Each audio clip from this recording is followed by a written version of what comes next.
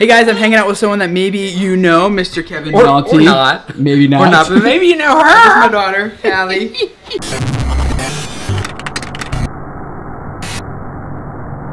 For you guys who don't know, Kevin's like one of those guys that was like one of the first people here on YouTube. Actually, he's really instrumental in helping me get started. As my daughter drops. Do any of you guys remember back in the early days of YouTube? 2006. Before some of us were even born. YouTube has changed a lot since 2005 and 2006 when we were pretty active on there.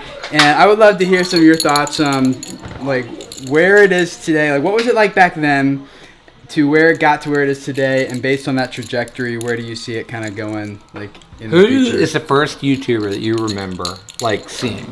Not the first video, but like the first person like, oh, this is like a person doing Lemonette. Lemonette. Who? Lemonette. There's still a community on YouTube, right? It's just it's a bigger one and segmented and yeah, tiny little segments. Yeah. There was a time where like if you saw somebody on the homepage of YouTube, you could just reach out to them and next thing you know, you're hanging out. But now it's gotten a little bit bigger. So I think it's happening a little bit on Vine. So I think like they're starting to be sort of just like YouTube was in the early days. Like you get these like Vine creators that are getting together and collabing, and you know they're it's not so big that you know they're sort of Vine stars like there were early YouTube stars. So do you feel like YouTube's kind of lost a lot of that? I mean, I'm still nostalgic for those good old days. I mean, YouTube's better in some ways, but I do like this sort. I like the novelty factor. Like that was so cool. It's like.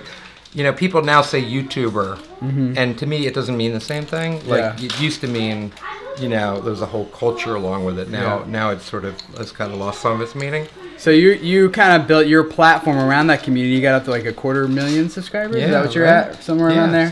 No, $250 million. $250 million. My bad. That would put you way above PewDiePie. But and then when YouTube just kind of become really commercialized, kind of when you lost interest then. And then what happened? Yeah. Well, because it started to get. Well, see, here's the thing. If you want to destroy a country, you introduce heroin. Into the community, and then you know you can take over very easily because everyone gets passive.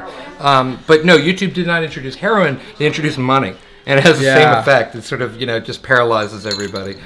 So we knew that once it started to turn into a money thing, you know, it loses some of its the motivation changes because now you're not doing it because you're trying to connect with people, but now like the motivating drive. Like I realize like the money thing is important because it makes it sustainable. Yeah. You know, but when that becomes a motivating drive, like everything at that point is just kind of like. It's funny because before the camera came on, he's like, I'm just doing this for the money. Yeah. I really don't care about these people. I'm just trying to make an extra buck.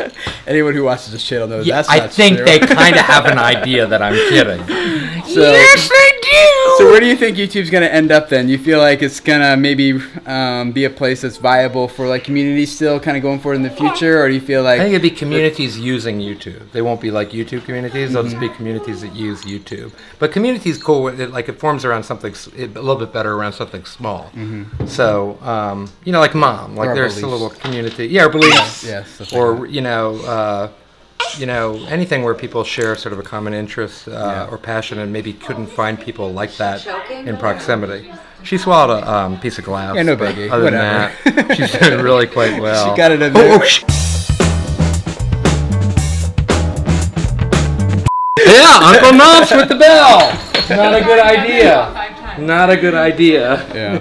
I'd love to hear from you guys in the comments below about I'm going to give her a spoon if you think Nalts should be allowed to have another baby or Probably not. They didn't make bells back when I was having children and on YouTube. Seatbelts either. It was just like, you know, put your arm out, like your kid. But I'd love to hear from you guys what you think about like where all this is going. You know, it's definitely very different now than it was back in 2005, 2006, and I know a lot of us kind of missed that. Wish it would return back to that. Other people are like, hey, we're doing actually really awesome with the way it is right now. So I'd love to hear what you guys think. Personally, I kind of feel like I like, if I had to pick between where it was back then and where it is now, I would definitely pick back then, even without the money part. Not that it's like, oh, the good old days, but I just feel like it was more authentic. It was like more about people and less about brands and money and deals and networks. Yeah, and like all the business. Like those stuff have their role, but like the focus has shifted. It's not like those things in and of themselves are bad. It's just like the whole focus of the whole place has changed. So every one of your comments, Tim will read and respond to, and so will I. So comment below. And we'd love to hear from you guys. If it's your first time here, we'd love to have you subscribe.